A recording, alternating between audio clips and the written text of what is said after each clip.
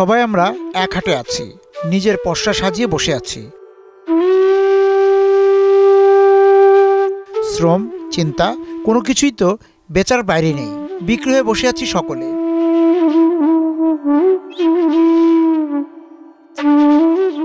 কোনো বেচাকেনা দেখা যায়, কোনোটি হয়তো যায় না।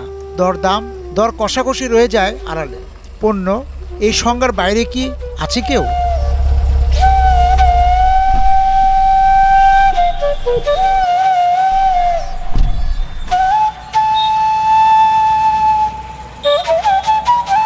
প্রশ্নের উত্তর আসতেও পারে, নাও পারে, কিন্তু ফেনী শহরে অগ্রহায়ণের শেষ সকালে ভিড়ে গেলাম শ্রমের হাটে।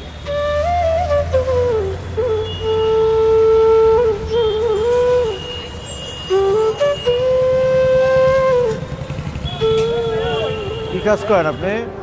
কৃষিকাজ। কৃষিকাজ? সবসময় কি একই ধরনের কাজ করেন?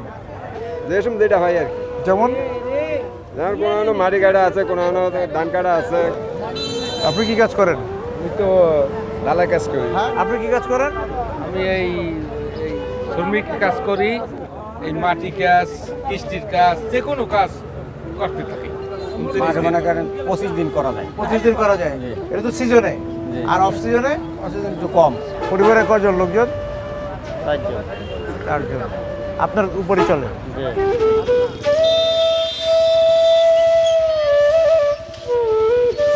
এই শহরে মানুষেরা ফসলের জমিতে নিজে শ্রম দেন না বলেই চলে, ইমারত নির্মাণেও না।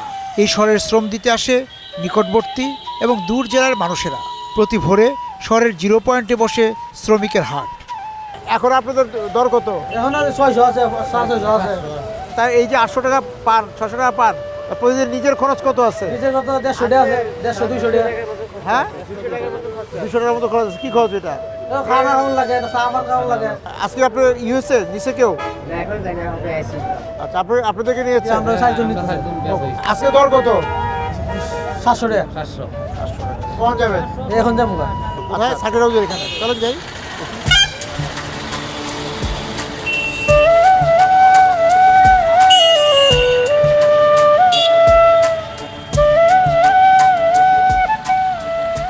হাটের 4 জন শ্রমিক ওই দিনের জন্য ধানের মাঠে বিক্রি হয়ে গেলেন।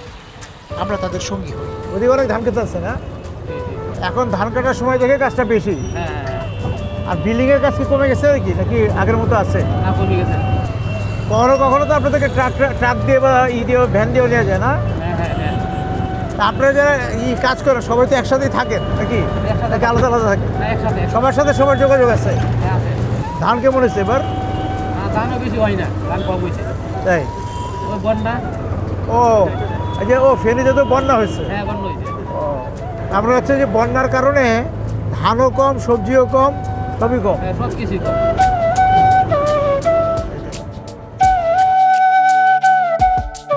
চারজনই কি আজকে প্রথম এখানে আসলেন? কালকে কোথায় কাজ করছেন বা বৃহস্পতিবার? সুলতানপুর। আজকে এখানে? আজকে খালি ধান কাটবেন?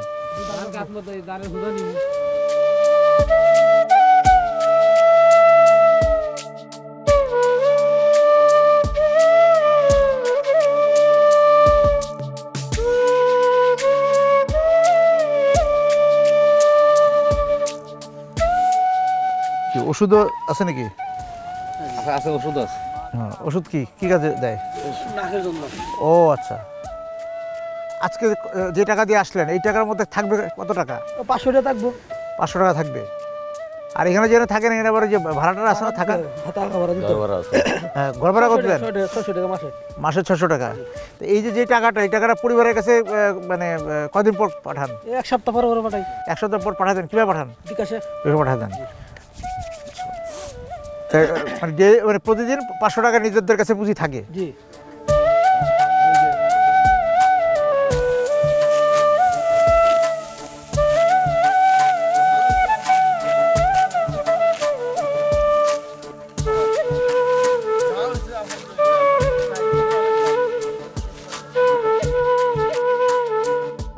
এবার ধান কেমন হয়েছে এই এলাকায়? ধান এলাকা তো মোটামুটি আছে, এই দিক দিয়ে ভালো আছে, আর অন্য দিক দিয়ে আর ধান তার নাই। এই সাইডে দিয়ে কয়েকটা আছে আর কি। সেটা কি বন্যার কারণে? জি, বন্যার কারণে। তা আপনাদের সব এই যে কৃষি সব কাজের জন্য আপনাদের দরকার হয় যে এই বাইরের শ্রমিকরাই। জি, বাইরে শ্রমিক আনতে হয়। এবার কি একটু শ্রমিক কম, যেহেতু ধান কম হ্যাঁ, হয়েছে? এবার একটু শ্রমিক কম, এবার ধান টান নাই, মাঠে কোনো কিছু নাই, মানে এই কয়েকটাই দিকে আছে, আর কোনো দিকে নাই বেশি। হাটে মানুষ উঠে অনেক, চাহিদার চেয়ে যোগান বেশি।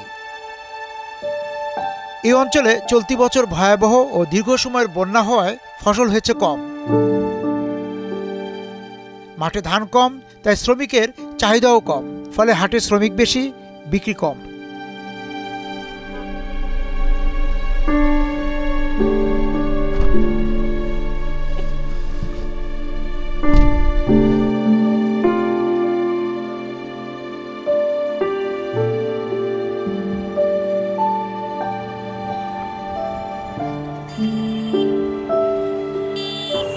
কি চাচা আপনাদের হয় নাই?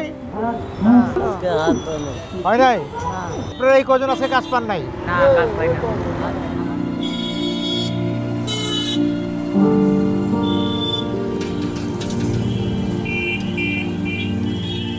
জেলা শহরে যখন যাই, খোঁজ নেই সেই শহর থেকে কয়টি পত্রিকা বের হচ্ছে। স্থানীয় পত্রিকা উল্টে দেখি, খবর নেই ঢাকা থেকে প্রকাশিত পত্রিকার চাহিদার উঠানামা। অনলাইন সংস্করণ শুরু হবার পর থেকেই ছাপা পত্রিকার চাহিদা কমছে। ফেনী থেকেও পাওয়া গেল একই খবর। যখন মাঝে দিন ইন্টারনেট বন্ধ ছিল তখন আমরা 500 এমনি বিক্রি করতো। আমি 150 টাকা কমতে 7,000 টাকা বিক্রি করছি এখানে। আর কিছু কিছু কাস্টমার আছে, তার কাস্টমার হকার যদি আসে, এখান থেকে 150 টাকা ভাড়া দিয়েও এখান থেকে কিনে নেবো। আচ্ছা, তো সেটা হলো তারা হলো পুরোনো কাস্টমার। হ্যাঁ, নেশা একটু নেশা, মানে অনেক আর ইয়াং জেনারেশন তরুণরা তারা পত্রিকা পড়ে না। না, তারা এরকম ঘটে না। এখন মোবাইলের ভিতরে নেটে চলে আসছে, ওইখানে একটু পত্রিকা বেচা কিনে একটু কমে যেত। মানে সবাই এখন ইন্টারনেটে পত্রিকা পড়ে ফেলে। হ্যাঁ, হ্যাঁ।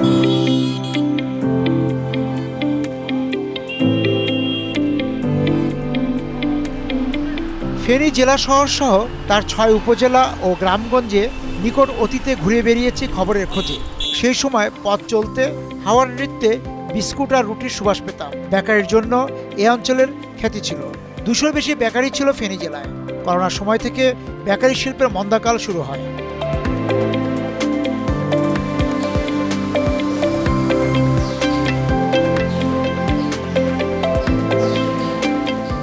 এই নোয়াখালী ফেনী পুরো এলাকার মধ্যে তো বেকারির একটা ঐতিহ্য আছে, তাই না? যে এখানে একদম প্রথম থেকে বেশ কিছু বেকারি ছিল। হীরা বিস্কিট, তারপরে তৃপ্তি, পেপসো, তারপর সাকুরা, আনন্দ, এগুলো বিভিন্ন কারণে বন্ধ হয়ে গেছে। এখন বলতে গেলে ফেনীতে আমাদের একটা ফ্যাক্টরি আছে, আরও 2-1টা ফ্যাক্টরি আছে।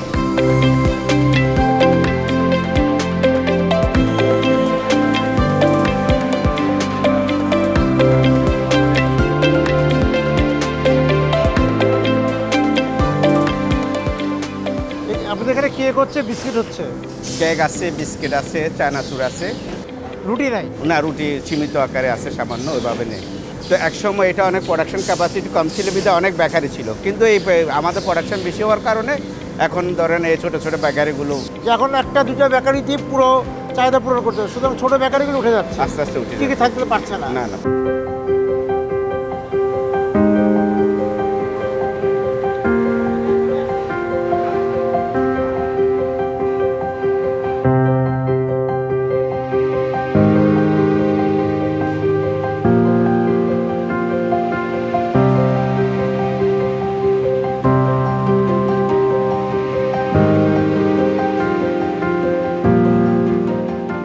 ফেনীতে তো অনেক বেকারি ছিল, তাই বেকারি কমে যাচ্ছে কেন? বেকারি কমে যাচ্ছে, কাঁচামালের উদ্যোগতির পণ্য এটা এখন ক্রয়সীমার বাইরে চলে গেছে কাস্টমারের, যার জন্য এখন বিশেষ করে কাঁচামালটার উদ্যোগতির কারণেই। নাকি ক্রেতারা এখন ওই যে বড় বড় যে ব্র্যান্ড আছে সেই ব্র্যান্ডের পাউরুটি, ব্র্যান্ডের বিস্কিট খাচ্ছে বলে? যেমন বড় কোম্পানিগুলোর সাথে যখন লোকাল যে কোম্পানিগুলো আছে, এই কোম্পানিগুলো আসলে ফাইন্যান্সিয়ালি যে একটা ব্যাপার স্যাপার আছে, সেটাও কিন্তু এরা করতে পারে, মানে ছোট বেকারিগুলো টিকতে পারতেছে না। আর ক্রেতারাও এখন ওই ধরনের যেগুলি বিজ্ঞাপনে যেগুলি দেখছে সেগুলি এটার প্রতি আকৃষ্ট হচ্ছে আর কি, ওটার প্রতি আকৃষ্ট হচ্ছে। একসময় ছিল না পাড়া মহল্লা, একটা বেকারি তার আশপাশের পাড়া মহল্লা দিয়ে চলতো, সেটাও এখন হচ্ছে না। না, সেটা হচ্ছে, খালি মানে রেয়ার আর কি, এটা অনেক কমে গেছে আগের থেকে।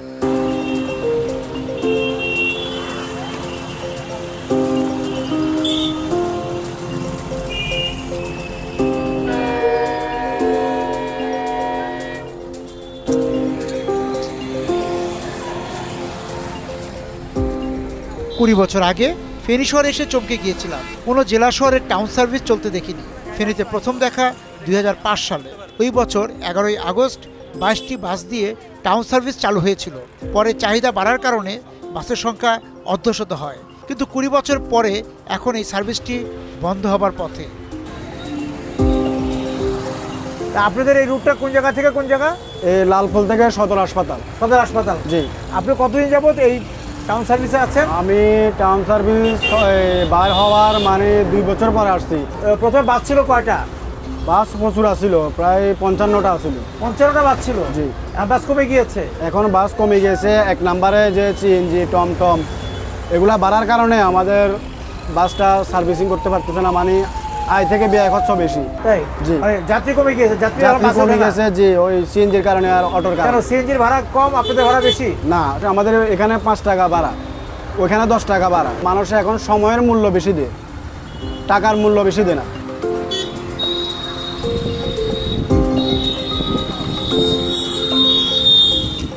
আপনি এই টাউন সার্ভিস কি নিয়মিত ব্যবহার করেন? হ্যাঁ, আমার কলেজে যাতায়াত করতে লাগে, এটা ব্যবহার করি। কি সুবিধা পান আপনি এই টাউন সার্ভিস থেকে?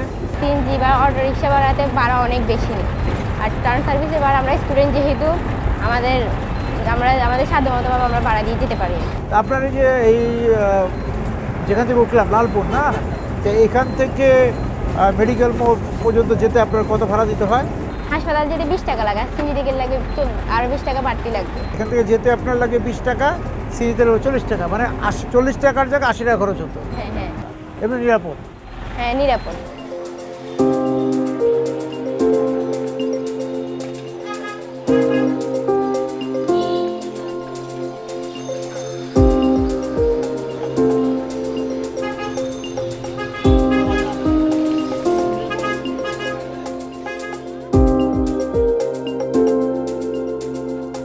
রংচা, হ্যাঁ।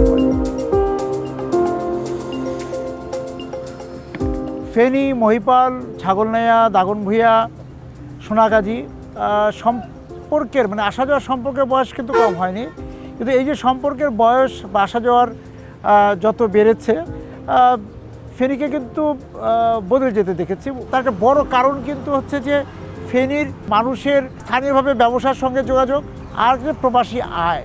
স্বাভাবিকভাবে ফেনীর সচ্ছলতা, ফেনীর এগিয়ে যাওয়া, ফেনীর যে এক ধরনের পুঁজি তৈরি হয়েছে, তার প্রভাব তো নিশ্চয়ই আমাদের বাংলাদেশের সার্বিক যে পুঁজি, সার্বিক যে মূলধন, সেখানে যোগ হয়েছে। এটা একটা বড় ইতিবাচক ঘটনা আমি বলতে পারি।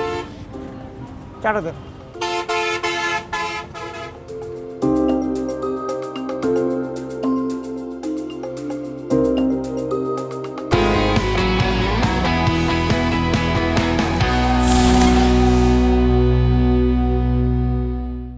বিকাশে কম খরচে ক্যাশ আউটের লিমিট বেড়ে 50,000, প্রিয় এজেন্টও 2টা।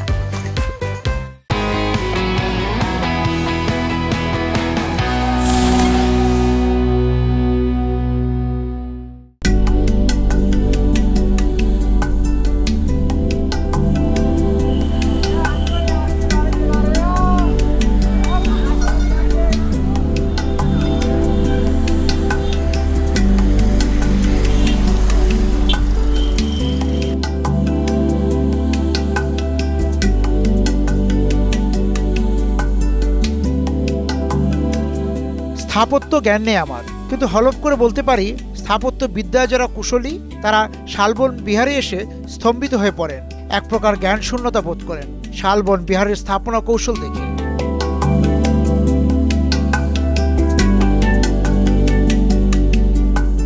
সপ্তম শতাব্দীর এই বৌদ্ধ বিহারে ছাত্ররা পড়াশোনা করেছে 1300 সাল পর্যন্ত। এটি ছিল আবাসিক বিদ্যায়তন। শিক্ষার্থীদের থাকার জন্য ছিল 115টি কক্ষ। এর আসল নাম ছিল ভবদেব বিহার। 6ষ্ঠ থেকে 1200 শতাব্দী পর্যন্ত এই পুরো অঞ্চল ছিল বৌদ্ধ সংস্কৃতির প্রাণকেন্দ্র। সারা ভারতের বৌদ্ধ সংস্কৃতির সর্বশেষ শিখা জ্বলেছিল এখানে। তা আপনি তো এখানকার সংস্কৃতি নিয়ে কাজ করছেন। পুরোপুরি কুমিল্লার এই যে বৌদ্ধিক সংস্কৃতি একটা বিষয় আছে, এখানে বাঙালি সংস্কৃতি আছে, এখানে ক্ষুদ্র নৃগোষ্ঠীর সংস্কৃতি আছে। এইটা আমরা কতটা সাধারণের মধ্যে উন্মোচন করতে পারলাম? আমরা অনেক দর্শনার্থী দেখি আসছেন, তারা আসলে কতটা জেনে যান? আমাদের বাংলাদেশের ছোট্ট একটা দেশ, কিন্তু আমরা খুবই রিচ কালচারের ওন করি, কিন্তু এইটা আসলে আমরা সাধারণ পর্যন্ত নিয়ে যেতে পারছি না, মালাটা গাঁথতে পারছি না। যেমন আপনি কুমিল্লার কথা বললেন, এই কুমিল্লা থেকেই কিন্তু আমরা বাংলাদেশের সবচেয়ে প্রাচীন যে মানব বসতি, মানে আমরা প্রিহিস্ট্রি বলি বা প্রাগ ঐতিহাসিক, নিওলিথিক বা নব্য প্রস্তর যুগের হাতিয়ার এখান থেকে পাওয়া গেছে, ব্যাট্রিফাইড উড বা আমরা যেগুলি বলি ফসিল উড। এবং আমরা এই যে যেখানে দাঁড়িয়ে আছি শালবন বিহার বা ময়নামতি, এইটা তো পুরোপুরি আমরা খনন করে উন্মোচন করতে পারিনি, এখন না করতে পারিনি। আর তার চেয়ে বড় কথা হচ্ছে এই যে আমরা যাই করেছি এইটার ব্যাখ্যা, বিশ্লেষণ, উপস্থাপন কৌশল, এটা কিন্তু গুরুত্বপূর্ণ। আপনি দেখেন এই যে এত বড় বিহার ঘুরে আসলেন, আরেকটু যদি রিপ্রেজেন্টেশন করা যেত, ওই সামনের অংশটাতে কিছু একটা ব্রিফ করা যেত, যারা অন্তত জানতো যে এইটা একটা ইউনিভার্সিটি। এবং আপনাকে কি মনে হয় কুমিল্লার পর্যটন, কুমিল্লার সংস্কৃতিকে আসলে কতটুকু উপস্থাপন করা হলো? করতে পারছি না, এটা স্বীকার করে নিতে হবে যে আমাদের এখনো সমন্বয় হচ্ছে না। কিন্তু এইটাই একমাত্র বাংলাদেশের সাইড যেখানে ন্যাচারাল কালচারাল হেরিটেজ দুটাকেই আপনি কিন্তু রিনাউন করতে পারবেন। এগুলিকে সমন্বিত করতে পারলে কুমিল্লার যে ইতিহাস ঐতিহ্য আছে এটা খুব চমৎকার একটা জায়গা হতে পারে, এবং দুইটা রাজধানী শহর এবং বাণিজ্যিক শহরের মাঝামাঝি একটা জায়গায়, মানে অল্প সময় মানুষ আসতে পারে, দেখে এন্টারটেইন করে যেতে পারে। এই বিষয়গুলি মাথায় রেখে কুমিল্লার পর্যটনটা হওয়া উচিত।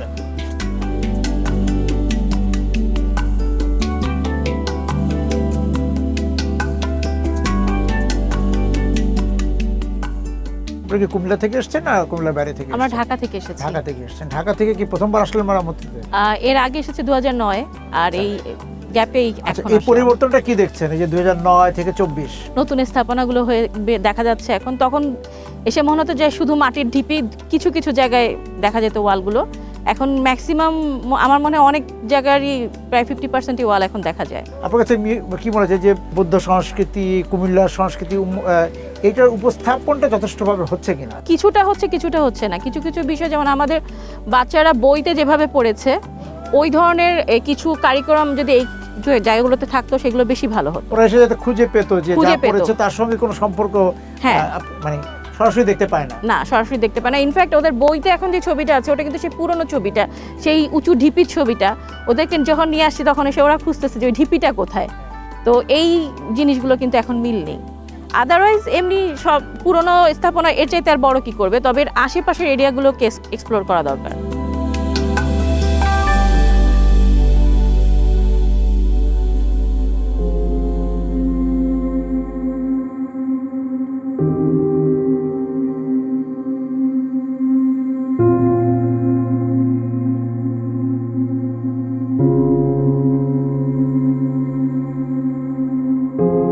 যে কোনো উপাসনালয়ের নির্জনতা আমার প্রিয়। ঐশ্বরিক যোগাযোগ স্থাপনে মৌনতাই হয়তো মক্ষম সেতু।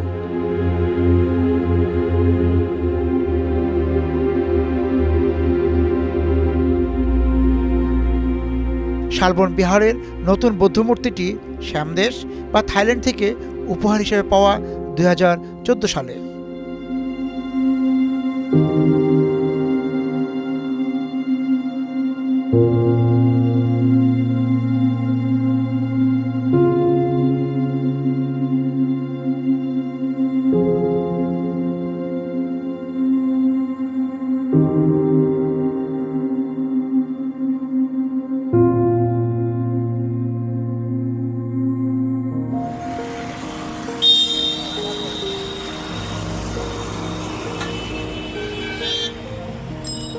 পৌষালি হাওয়া জড়িয়ে নিতে শুরু করেছিল কুমিল্লার সন্ধ্যায়। দরকার হয়ে পড়ল উষ্ণতা। কুমিল্লায় উষ্ণ পোশাক জড়িয়ে নিতে খদ্দরকেই আপন মনে হলো। খাদিপাড়ায় খদ্দরের পোশাক খুঁজতে গিয়ে দেখা পুরনো মুখ কান্তিদার সঙ্গে। মানুষ এখন খদ্দরের প্রতি কোনো আগ্রহ আছে? কি বলে তাই না, দেখতেছেন না খাদির প্রতি আবার আগ্রহ বেড়েছে। ডিউ টু কেন বেড়েছে জানেন? কারণ যেমন এই যে পাঞ্জাবি খাদির, যেটা আগে করি না আমরা। আচ্ছা আচ্ছা, যখন চাহিদা বুঝতে পারি তখন ওইটাকে আমরা ফুলফিল করে দিই যে হ্যাঁ এখন এই চাহিদা এই চলছে, এই ট্রেন্ড চলছে, আমরা ওটাকে নিয়ে আসি। তাই সুতরাং এই যে জিনিসগুলা এইগুলা কিন্তু জানতে হবে বর্তমান প্রজন্ম। একবার আমাকে বলছিলেন যে সুতার অভাব, সুতা পাওয়া যায় না। তা পাওয়া যায় না ডিউ টু তুলার জন্য। এখন কিন্তু গফরগাঁওতে এখন তুলা চাষ হচ্ছে। সবচেয়ে যে বড় কথা আপনি বললেন সেটা হচ্ছে যে এই যে ক্রেতাদের চাহিদাটা আমরা বুঝতে পেরেছি, বুঝতে পেরেছি। বুঝতে পেরেছি। হ্যাঁ, এবং এটাই আমাদের মূল। সুতরাং খাদ্য আবার ফিরে আসছে।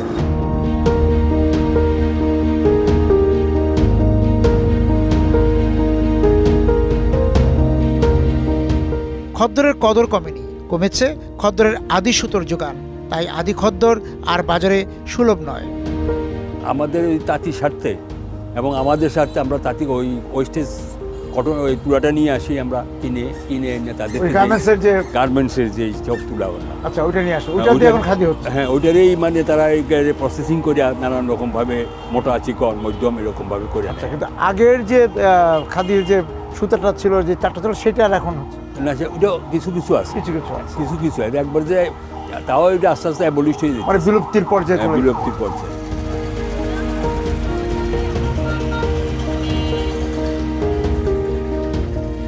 কুমিল্লায় এসে 1999 সালের ডিসেম্বরে ধর্মসাগর পাড়ের রানীর কুঠিরে প্রথম রাত কাটিয়েছিলাম।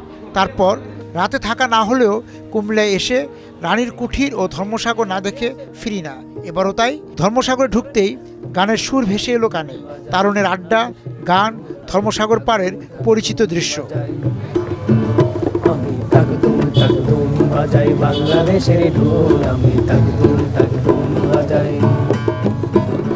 সব বলে যাই তাও বলি না। আমি একটু আপনাদের সাথে কথা বলতে চাই, সেটা হচ্ছে যে কুমিল্লা তো শচীন কর্তার এলাকা, তারপরে ওই যে কুমিল্লা একটা সাংস্কৃতিক পরিমণ্ডল ছিল। এখনকার তরুণরা এই সংস্কৃতির সাথে কীভাবে হচ্ছে, গান বাজনা থিয়েটার কীভাবে যুক্ত, কতটুকু যুক্ত? আসলে কুমিল্লাটা হচ্ছে ঐতিহ্যবাহী একটা সাংস্কৃতিক একটা জায়গা বলা যায়, যে সারা বাংলাদেশে যার খ্যাতি রয়েছে। সেদিক থেকে আমাদের কুমিল্লাতে যারা সাংস্কৃতিক সংগঠনগুলো আছে, প্রত্যেকটা সাংস্কৃতিক সংগঠন আমরা পাশাপাশি ঐক্যবদ্ধভাবে আমরা কাজ করে থাকি। প্রতিনিয়ত এক মাস অন্তর আমরা আড্ডা দিয়ে থাকি, ক্যাম্পাস থিয়েটার কেন্দ্রিক আড্ডা দিয়ে থাকি। আমাদের ক্যাম্পাসে হোক বা হচ্ছে অন্য কলেজের অঙ্গনে হোক, এভাবে হচ্ছে সাংস্কৃতিক চর্চা আমরা করি। আমি যাওয়ার সময় শুনছিলাম আপনারা শচীন কর্তার গান করছেন, আমরা গানটা একটু শুনতে চাই। অবশ্যই।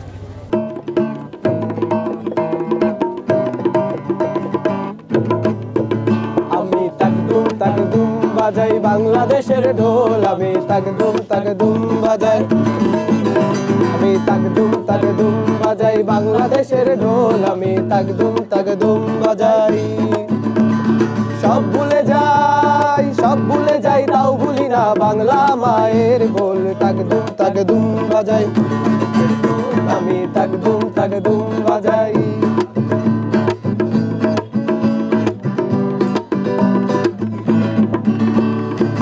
বাংলা জনম দিলায় আমারে, বাংলা জনম দিলায় আমারে, তোমার পরাণ আমার পরাণ এক নারীতেই বাধারে, তোমার পরাণ আমার পরাণ এক নারীতেই বাধারে, বাংলা জনম দিলায় আমারে। ধর্মসাগর থেকে বেরোতেই নজরুল ইনস্টিটিউট, সেখানে ক্ষণিক বিরতি।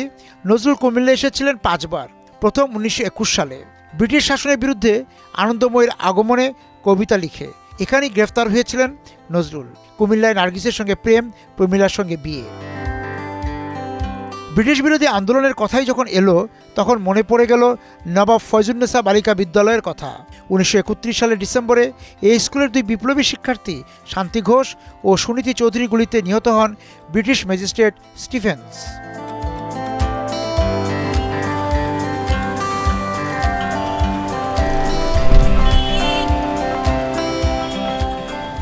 কানে তখনও শচীনের সুর ভাসছে। শচীন কর্তার গান শুনে শহরে তার বসত ভিটা দেখতে ইচ্ছে হলো।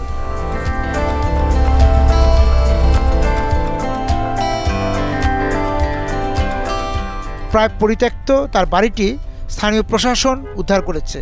বাড়ির সামনের পুকুর, গাছ উধাও বহু আগেই। তবে নতুন যত্নে এখানে সাংস্কৃতিক কমপ্লেক্স তৈরির পরিকল্পনা রয়েছে সরকারের।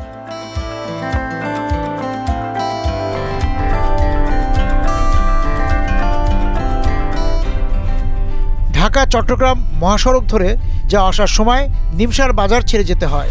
এই অঞ্চলে তরি তরকারির সবচেয়ে বড় বাজার নিমসার। এখানে সবজি আসে উত্তরবঙ্গ এবং চট্টগ্রাম থেকে।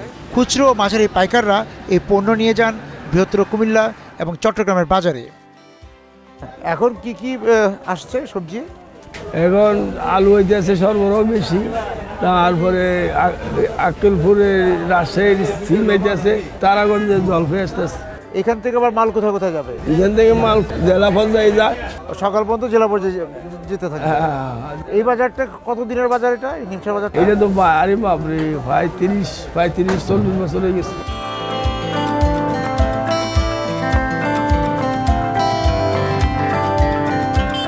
আপনি এই মাল কোথা থেকে আনেন? পাবনা থেকে। এগুলো তো আপনি উৎপাদন করেন না? না। আপনি কিভাবে কিনে আনেন বলেন তো? আমি ওখান থেকে কিনে আনি, আড়ত থেকে। আবার এই যে মাল যে কিনে আনা পর্যন্ত পথের খরচটা কিভাবে হয়? তাও 6-7 টাকা কেজি খরচ হয়। তাহলে এই যে আপনি পাবনা থেকে নিমসার আসতে একটা পণ্যের দাম বেড়ে যাচ্ছে 5 টাকা কেজিতে। 5 টাকা, হ্যাঁ।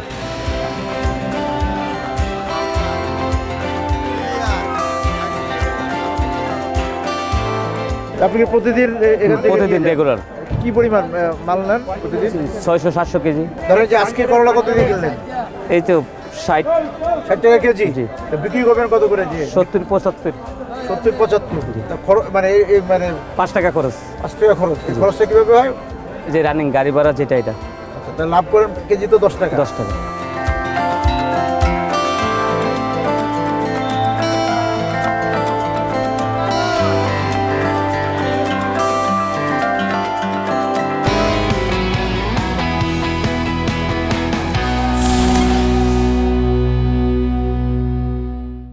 বিকাশে কম খরচে ক্যাশ আউটের লিমিট বেড়ে 50,000, প্রিয় এজেন্টও 2টা।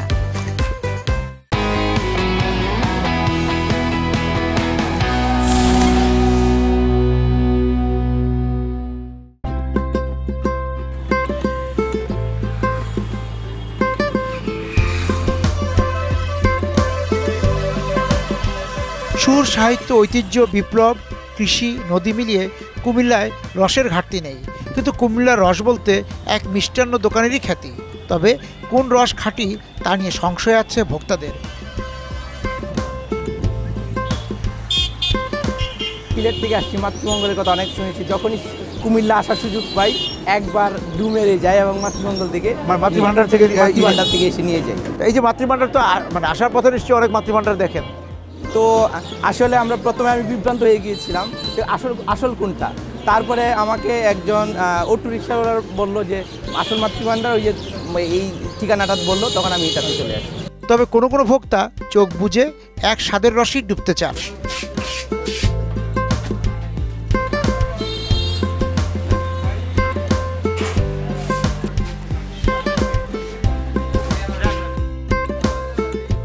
রসমালার কারিগরদের কাছে জানা গেল স্বাদের রহস্য।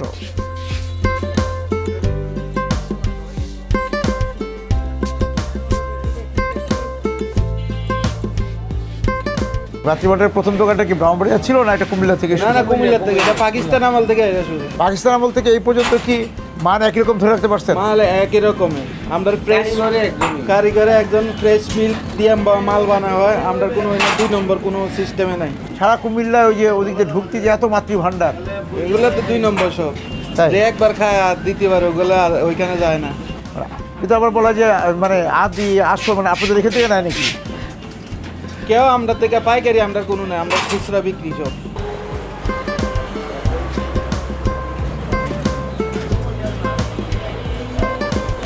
কুমিল্লার এই যে মাতৃভান্ডার রসগোল্লার উৎপত্তিটা কিভাবে এই মনোহরপুরে শুরু হলো? মুনির হোসেন নামে যিনি ছিল, এখনকার যিনি মালিক আছে ওনার দাদু মূল এই ব্যবসাটা শুরু করছিলেন। আমার জানা মতো মনে হয় থেকে 70-75 বছর আগে। দাম কত দিয়ে শুরু হয়েছিল রসমালাই? দাম আমি 1986 সালে যখন আসলাম তখন রসমালাই সম্ভবত 40 টাকা ছিল কেজি। আর এখন তো 350 টাকা।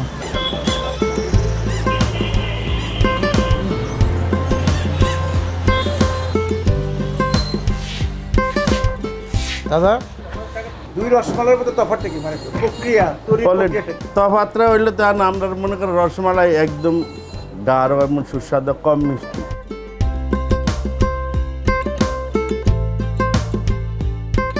ঐতিহাসিকভাবে কুমিল্লার পরিচিতি ব্যাংক ও ট্যাঙ্ক, অর্থাৎ পুকুর দিঘির শহর বলে। শহরে ব্যাংকের সংখ্যা বাড়ছে, কমছে পুকুর ও দিঘির সংখ্যা। বলা যায় পুকুর দিঘি চুরি, হত্যা ও দখলের শিকার। শহর থেকে হারিয়ে গেছে 70টির বেশি দিঘি ও পুকুর। ত্রিপুরার রাজারা যখন যুদ্ধ জয় করতেন তখন তারা যুদ্ধ এই বিজয়ের স্মারক হিসেবে একটা একটা করে দিঘি খনন করতেন এবং তার পাশে একটি মঠ থাকতো। এ কারণেই কুমিল্লায় সবচেয়ে বেশি দিঘি, এবং ত্রিপুরা রাজারা আরও একটা কারণে কুমিল্লায় দিঘি খনন করেছেন, সেটা হলো পানি, সুপেয় পানি পাওয়ার জন্য।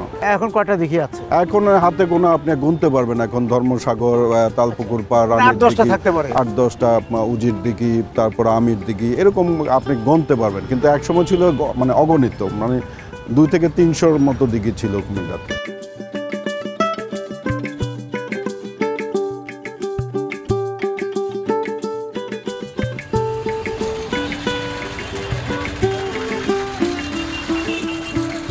শহরের কান্দিপাড়ের লাল দালানটির সামনে এলেই এই অঞ্চলের সমৃদ্ধির খেরোখাতার পাতা যেন উল্টে যেতে থাকে।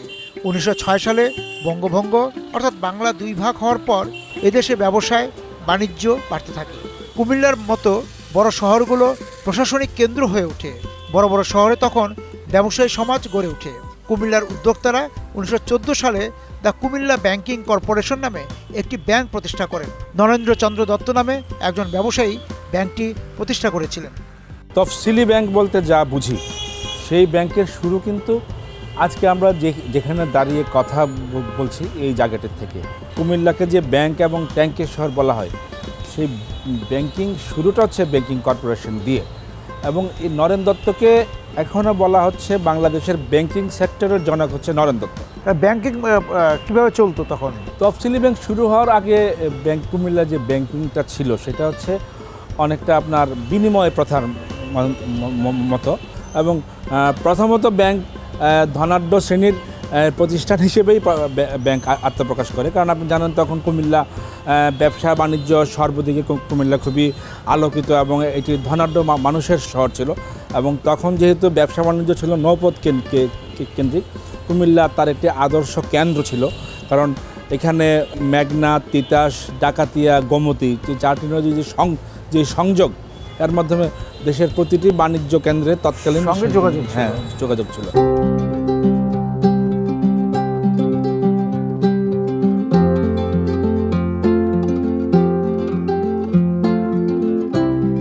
সমবায় কুমিল্লা মডেলের খ্যাতি বিশ্বজুড়ে। পল্লী উন্নয়ন একাডেমি বার্ড এর প্রতিষ্ঠাতাকালীন পরিচালক ডক্টর আক্তার হামিদ খানের সেই মডেলের প্রণোদনায় তৈরি হয় দিদার সমিতি।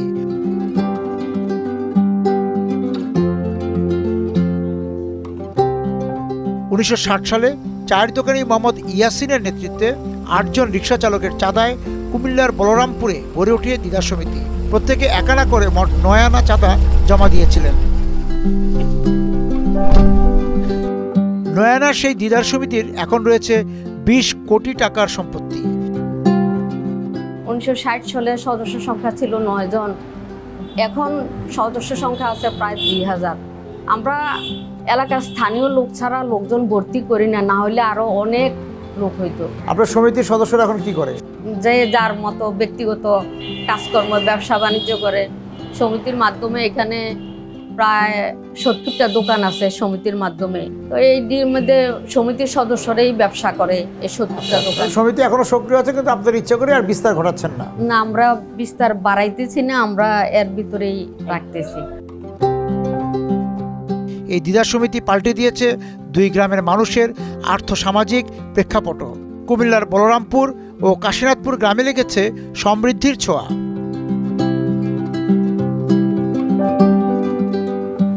কি অবস্থা ভাই? জি আলহামদুলিল্লাহ ভালো আছি। আমি একটু জানতে চাচ্ছি যে আপনি দিদার সমিতির সাথে কতদিন জড়িত? প্রায় আজকে 10 বছর সমিতির সদস্য। 10 বছর? হ্যাঁ, আর দোকান এখানে করতেছি 10 বছর। কি সুযোগ সুবিধা পাচ্ছেন সমিতির সুযোগ সুবিধা? যেমন আমরা সমিতির জায়গাতে দোকানদারি করতেছি। ঋণ দেয় দিদার সমিতি? এখন সমিতির থেকে এখন ঋণ দেয়। আগে দিত, ওই অনেকে নিয়ে টাকা পয়সা ঘুরে করছে বিদায়, এখন আর টাকা পয়সা ঋণ দেয় না।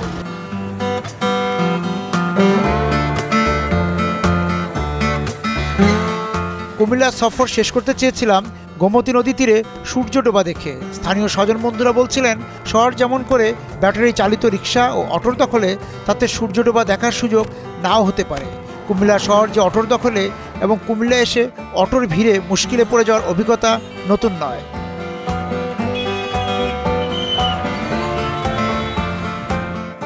আগে কি করতেন আপনি? রিক্সা চালাতাম। রিক্সা থেকে অটোতে আসলেন কেন? অটোতে আসলাম, এটা পরিশ্রম কম আছে এই জন্য। তার ইনকাম কত হয় আপনার? 800-1000।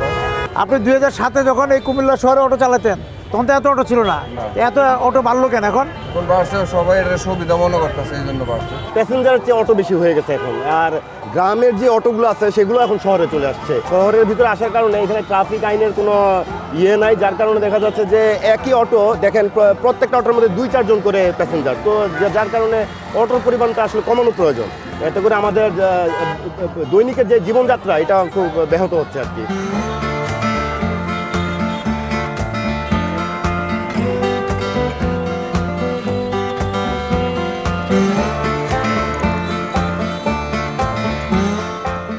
এত যানজট, এত অটোর মধ্যে ট্রাফিক সামালতেন কিভাবে? আমরা আপ্রাণ চেষ্টা করতেছি, ওই যে 2-1টা আটক করে মাঝে মাঝে ওই ভয়টয় দেখাইয়া ওগুলোরে আমরা নিয়ন্ত্রণ করতেছি আর কি। আমরা এই সাইড ক্লিয়ার করে আবার ওই সাইডে যাই, ওই সাইড ক্লিয়ার করে আবার এই সাইডে আসি। এই আমরা কিন্তু অটো কি খালি বাড়ছেই? অটো তো দিন দিন বাড়ছে। আপনারা কি মানে অসুবিধা বোধ করেন? এই আমরা অসুবিধা বোধ করছি, এগুলোর ইয়েতে তো আমরা অতিষ্ঠ হয়ে গেছি।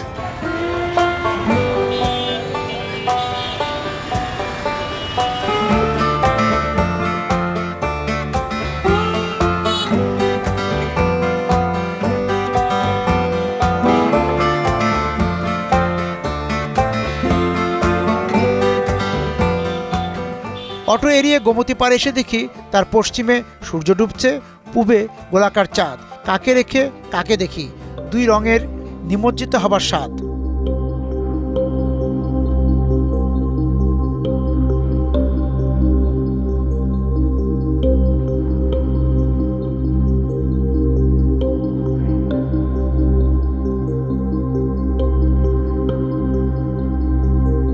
হাবুদের তালপুকুর, ভিক্টোরিয়ার একলা দুপুর, টমসমে কে জানি কে, ধর্মসাগরে ভাসছে কি ওই রানী ময়নামতি।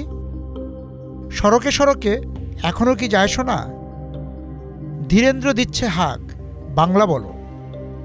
শান্তি সুনীতিরা, আক্তার, ফয়জুন্নেসার দীপ্ত, শচীন নজরুলের প্রেমের ধ্রুপদী। গোমতীর শহর কুমিল্লা, তুমি আর নেই সেই তুমি। জানি না জানি না কেন যে এমনও হয়।